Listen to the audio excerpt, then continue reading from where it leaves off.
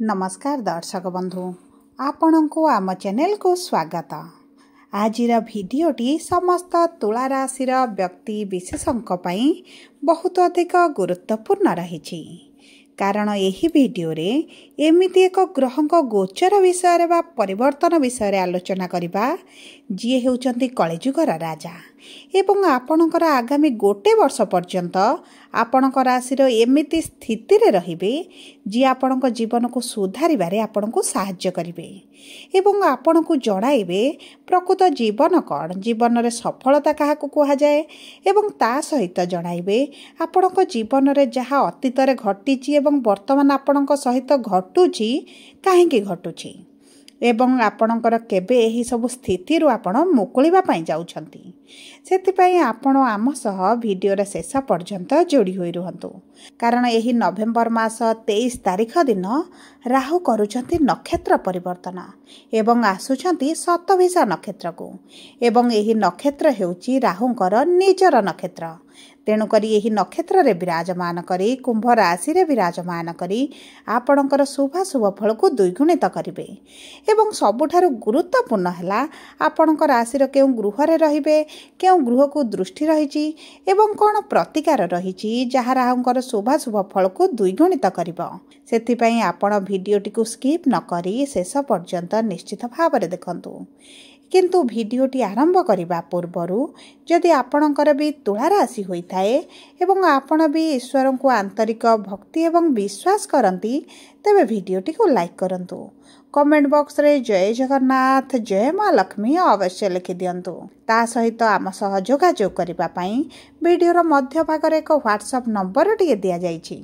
जो नंबर सहायता रे आपण आम सह जोगाजोग करी निजर नूतन कुंडली प्रस्तुत करि परिबे कुंडली विश्लेषण कराई परिबे किंबा आपणकर चाकरी विवाह व्यवसाय प्रेम संपर्क शिक्षा स्वास्थ्य को नहीं किछि समस्या रहिछि ताहार सहजरे एवं स्वल्प मूल्य रे समाधान करि परिबे सेतिपई आपण आम सह वीडियोर शेष पर्यंत जोड़ी होई रुहंतु एबे आसंतु कार्यक्रमटी को आगो को बढ़ाइबा एवं जानिबा एही 23 तारिख दिन हेबाकू जाउथिबा महापरिवर्तन विषय रे देखंतु राहुंकर नक्षत्र परिवर्तन सहित बुध मध्य 23 तारिख दिन मार्गिरु हेबा पई जाउछंती बकरी जे कारणरू आपणक जीवन रे मध्य प्रभाव पकाइबे एवं आपणक राशि को बा लग्न को बुधंकर गोचर हेउछि देखंतु दर्शक बंधु राहु आपणकर पंचम गृह रे विराजमान करिसंती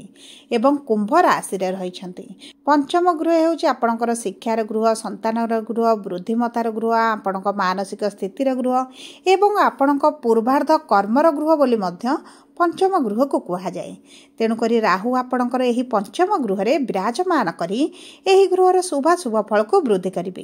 ता सहित दर्शक बंधु राहुंकर तीनोटी दृष्टि थाए पंचम दृष्टि सप्तम दृष्टि एवं नवम दृष्टि राहुंकर पंचम दृष्टि आपणकर भाग्यर गृह को बा नवम गृह को रहउची सप्तम दृष्टि आपणकर लाभर गृह को मनस्कामनार गृह को बा एकादश गृह को रहउची एवं नवम दृष्टि आपणकर प्रथम गृह आपणक स्वयंर गृह स्वास्थ्यर गृह उपरे रहुची तेणुकर यही चारोटी गृह आपणकर विशेष भाव में प्रभावित हेबा पई जाउची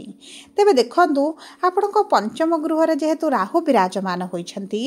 जो वैवाहिक दंपतिंकर तुला राशि एवं सेमाने संतान पई चेष्टा करूछंती एवं संतान प्राप्ति होई पारु नथिला एवं राहुंकर उपस्थिति पई संतान प्राप्ति रे विलंब देखुथिले तेबे सेही मानकर संतान प्राप्ति पई भलो जोग आसुची राहु जेतेबेले निज नक्षत्र को गोचर करंती सेतेबेले सेही गृह रे रही शुभ फल प्रदान करती ता सहित राहु आपणकर पूर्वार्ध कर्म मध्य आपण को प्रदान करिवे जदि पूर्वरु आपणकर किछिटा शुभ कर्म रहिछि ताहार शुभ फल मध्य आपण को प्रदान करिवे एवं देखंतु जो व्यक्ति मानकर शिक्षा क्षेत्र रे समस्या रहितला आपण पाठ पढुथिले पाठ रे मन रहु नथिला किंबा आपणकर पाठ ठारु अन्य दिग प्रति रुचि बढुथिला आग्रह बढुथिला अन्य दिग प्रति आपणकर मन जाउथिला एवं सेही सब क्षेत्र रे आपण बहुत चिंतित विव्रत शिक्षा को नै चाकरी चाकरी को नहीं रही सही क्षेत्र में आपणकर शुभ परिवर्तन आसुची। एही समय मध्य जदि आपण किसी सरकारी चाकरी पई चेष्टा करूछंती तेबे आपणक पई बहुत भल समय रही। जदि आपणकर किसी इंटरव्यू रही एंट्रांस रही तेबे मध्य आपणको सेथिरे शुभ फल प्राप्ति हेबो। किंतु मने रखंतु जदि आपणको कुंडली रे राहु खराब स्थिति रे थिबे तेबे आपणको राहुकर एही परिवर्तन एतेटा शुभ फल प्रदान न करि पारे। किंबा ता सहित मने रखंतु आपणकर जदि दशा महादशा खराब चली तेबे मध्य आपणको एतेटा शुभ फल न मिल पारे। सेथिपई आपणको निजर कुंडली को विश्लेषण करांतु जानंतु आपणको शुभ फल प्राप्ति काहेकि हेउनी। जदि आपण देखुचंती आपणको शुभ फल प्राप्ति हेउची तेबे मने रखंतु आपणको कुंडली रे राहु भल स्थिति रे रहिछंती।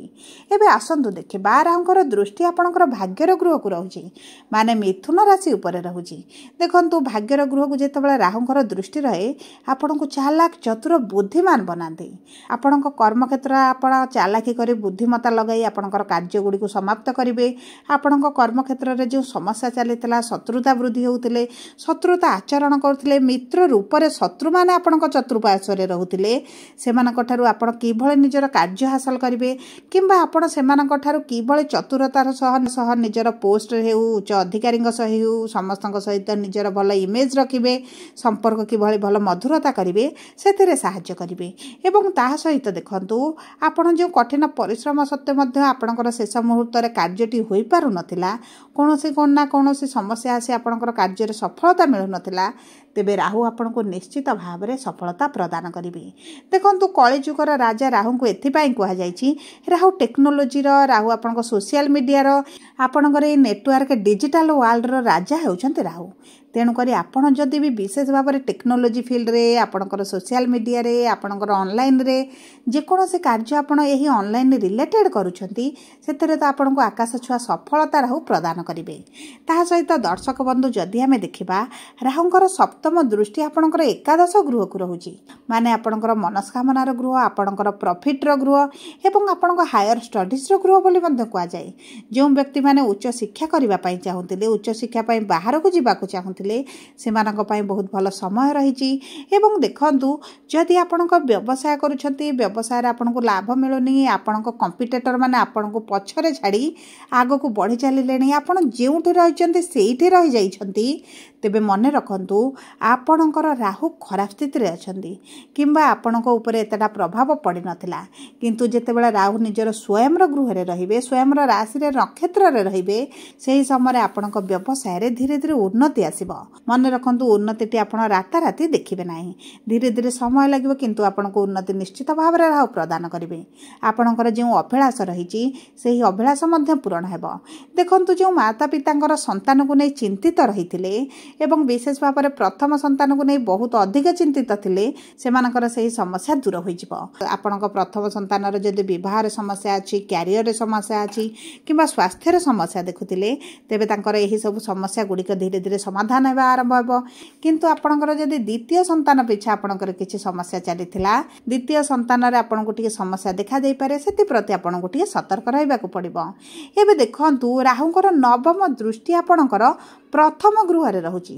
माने आपणकर स्वास्थ्य ऊपर रहुची। तेणुक यही समय मध्य आपण टिके चिंतित रहिबो कार्यर प्रेशर आपणक ऊपर रहिबो अधिक कार्य अधिक जिम्मेदारी नेबा आरंभ करिवे एवं एही जिम्मेदारी ही आपणको आगो को बढ़िबारे सहाय्य करिवो। आपणक जीवन रे जे पछरे रहि गला बळी गोटे जगह रे स्टक हैला बळी अनुभव करूचंती सेथुर आपण आगो को बढ़िबा आरंभ करिवे। आपणको प्रथमे किछिटा असुविधार सम्मुखीन हेबाको पड़ी पारे किंतु आपणक भविष्य रे आपणको शुभ फल प्रदान करिवे। देखंतु आपणक चिंता बढ़िबा सहित आपणकर बीपी डायबिटीज कोलेस्ट्रोल ऊपर टिके आपणको नजर रबाको पड़िबो। आपणक खाद्य पानीय ऊपर विशेष भाव में टिके दृष्टि देबाको पड़िबो कारण आपणकर स्वास्थ्य रे किछिटा समस्या राहु सृष्टि करि पारंती। किंतु आपणकर राशि रो स्वामी जेहेतु आपणक गृह रे नीचे रे थिले विशेष भाव में ऋतुकालीन समस्या जहाँ टिके देखा जाउथिला 26 तारिख दिन शुक्र जेतेबेला आपणक द्वितीय गृह को गोचर करिवे सेही समस्या आपणकर दूर होई जिवो। एवं दर्शक बंधु मने रखंतु बुध आपणकर प्रथम गृह को आसीचंती माने आपण ଆପଣଙ୍କୁ ବୁଦ୍ଧିମତା କରିବେ, ଆପଣଙ୍କ ବାଣୀରେ ଶୁଦ୍ଧତା ଆଣିବେ, ଆପଣଙ୍କର କଥା କହି କାର୍ଯ୍ୟ ହାସଲ କରିବାର ଶକ୍ତି ମଧ୍ୟ ଆପଣଙ୍କୁ ମିଳିଯିବ। ଏବଂ ଦେଖନ୍ତୁ ଆପଣଙ୍କ ମଧ୍ୟରେ ଗୋଟେ ଲିଡରସିପ୍ର କ୍ୱାଲିଟି ଆସିବ। ଆପଣଙ୍କ ସବୁ କାର୍ଯ୍ୟର ନେତୃତ୍ୱ ନେଇପାରିବେ, ସବୁ କାର୍ଯ୍ୟକୁ ସୁରୁଖୁରୁରେ କରିବେ। ଆପଣଙ୍କ କ୍ୟାରିୟର ପାଇଁ ଆପଣ ଚିନ୍ତା କରିବେ, କ୍ୟାରିୟର ପାଇଁ ପଦକ୍ଷେପ ନେବା ଆରମ୍ଭ କରିପାରନ୍ତି, କିଛି ନୂତନ ଚାକିରି କରିପାରନ୍ତି, ନୂତନ ବ୍ୟବସାୟ ଆରମ୍ଭ କରିପାରନ୍ତି, କିମ୍ବା ପୂର୍ବରୁ ଯେଉଁ ବ୍ୟବସାୟ ଥିଲା ସେଥିରେ କିଛି ପରିବର୍ତ୍ତନ କରି ଆପଣଙ୍କ ଯୁଗ ଅନୁସାରେ ତାକୁ ପରିବର୍ତ୍ତନ ମଧ୍ୟ କରିପାରନ୍ତି, ବ୍ୟବସାୟକୁ ବଢ଼ାଇ ପାରନ୍ତି, କିମ୍ବା ଆପଣଙ୍କ କର୍ମକ୍ଷେତ୍ରରେ ଆପଣ କିଛି ତ ପରିବର୍ତ୍ତନ ନିଶ୍ଚିତ ଭାବରେ କରିବେ ଏବଂ ଏହି ପରିବର୍ତ୍ତନ ଆପଣଙ୍କ ପାଇଁ ଶୁଭଦାୟକ ରହିବ।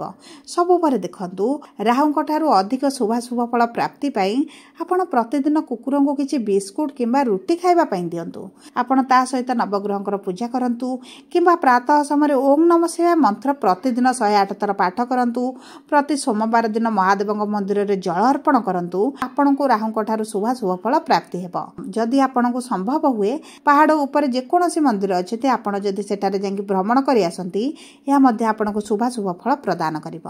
ଯଦି ଆପଣଙ୍କର ତୁଳା ରାଶି ହୋଇଥାଏ ଭିଡ଼ିଓଟି କିଭଳି ଲାଗିଲା କମେଣ୍ଟ ବକ୍ସରେ ଲେଖି ଜଣାନ୍ତୁ। ଯଦି ଆପଣଙ୍କ ପ୍ରିୟଜନଙ୍କର ତୁଳା ରାଶି ହୋଇଥାଏ ଭିଡ଼ିଓଟି ତାଙ୍କ ସହ ସେୟାର କରନ୍ତୁ। ଯଦି ପ୍ରଥମ ଥର ଆମ ଚ୍ୟାନେଲକୁ ଆସିଛନ୍ତି ଚ୍ୟାନେଲଟିକୁ ସବସ୍କ୍ରାଇବ୍ କରନ୍ତୁ। ପାଖରେ ଥିବା ବେଲ୍ ଆଇକନକୁ ପ୍ରେସ୍ କରନ୍ତୁ। ଧନ୍ୟବାଦ।